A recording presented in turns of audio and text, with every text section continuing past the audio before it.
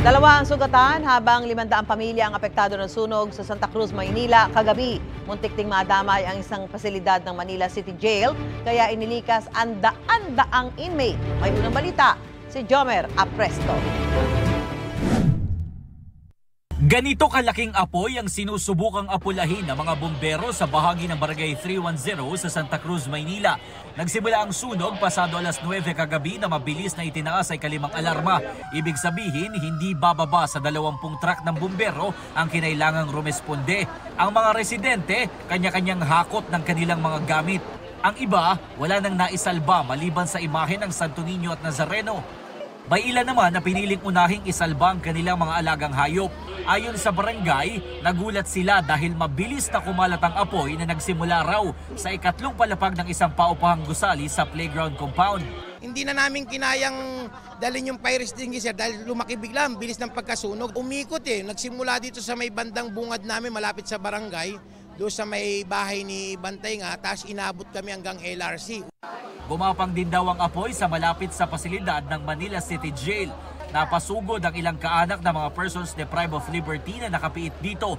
Ayon sa Bureau of Jail Management and Penology, agad naman nilang inilipat sa ibang bahagi ng City Jail ang daang-daang PDL. Hindi nadamay sa sunog ang Manila City Jail, sabi ng Bureau of Fire Protection, pero pinasok na rin nila ito para magbomba ng tubig. Yung daan po ay napakaliit po para po makakuha po namin yung pinaka-focal points po nung apoy. At the same time po, yung mga tao po ay talagang napakadami po. Kami po ay nabablock pag pumapasok po. Wala namang napaulat na nawawala o namatay. 2 babae ang nasugatan. Kabilang ang isang senior citizen na nagtamo ng second-degree burn sa iba't ibang bahagi ng katawan. Batay sa datos ng BFP, aabot sa 500 pamilya ang nawala ng tirahan.